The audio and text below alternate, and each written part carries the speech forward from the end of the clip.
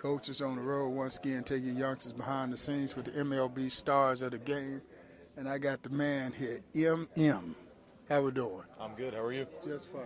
I'll let you introduce yourself to my Chicago. Matt Mervis. Grew up in Potomac, Maryland, but I debuted with the Cubs in 2023. Got up a little bit in 24 and got traded over to the Marlins. Cubs, so what you know about Chicago? I know a little bit. I didn't spend too much time up here, but I love the city.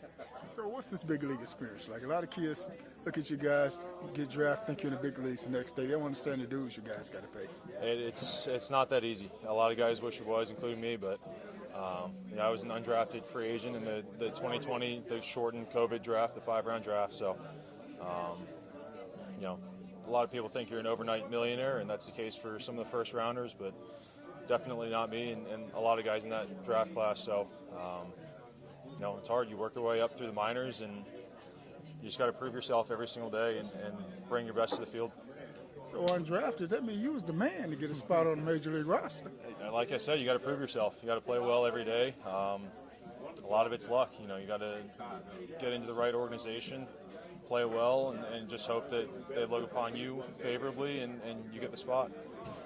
I would always tell my guys it's all about getting opportunity, and the scouts, we evaluate the twos. So what was one of the 5 twos that got you? Power, I think, for me. Man, you was the man, huh?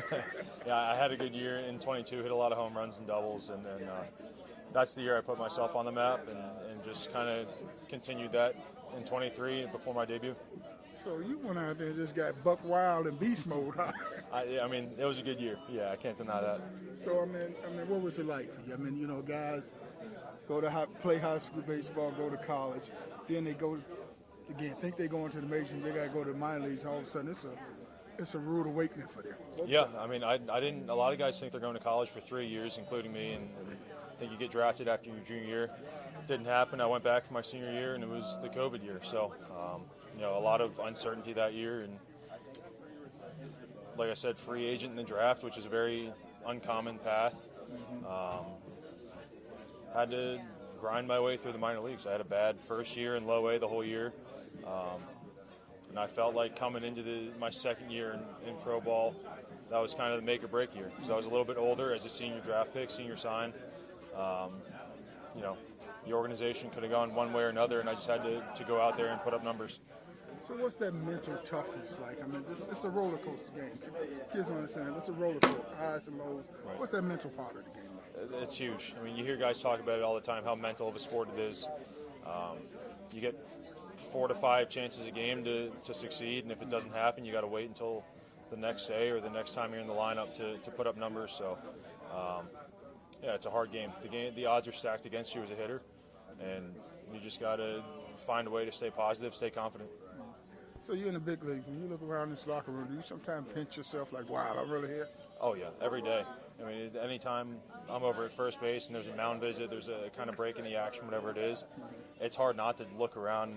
And it's pretty special. There are 9 guys on the field at any time, and I get to be one of them. So it's very cool. So what is it like when you're walking down the street in town, or you're at the ballpark and you got little kids screaming and hollering for your autograph? It's fun. Anytime a kid is, calling me over, asking me to sign or take a picture, whatever, it's just a reminder of the position I'm in and how special it is. So, then have your name and number on the back of the uniform, and kids whining, adults whining for that matter? Yeah. No, it's really cool. My family, obviously, they all have jerseys, and some of my friends, but whenever I see somebody I don't know wearing a jersey, it's special. So did you make the family, or did the family go out and buy them, or they made you buy? No. They, I think the Marlins took care of my family, and then maybe threw a couple extra in for my mom's friends that were down in spring training, but they take good care of us. They took care of the family? Yeah. Well, you ain't telling we was twins. I ain't got no Marlins again. I'll get you one. Don't worry. Okay, I'll pay for that. Y'all heard of that. So, big leagues, you get that call up going to the big leagues. Did you cry? I didn't cry. My mom cried. No. He cried. I was ready to go. I was fired up. First phone call was my parents, and they were actually at the airport about to fly to come see me in AAA. I told them they had to change their flight. And Mom definitely started crying. I bet Mom was boohooing all over the place. She's been there, and Dad have been there every step along the way, so it was special for them too. That's cool. First major league hit. Tanner Scott against the Marlins. First major league home run.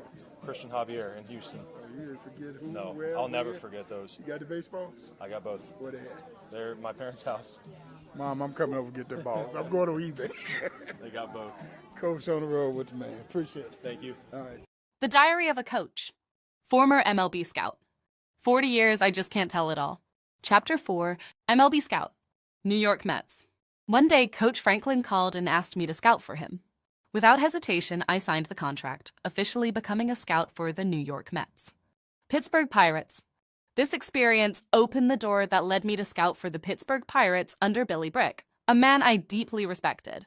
He had a reputation that resonated throughout MLB and beyond the baseball community.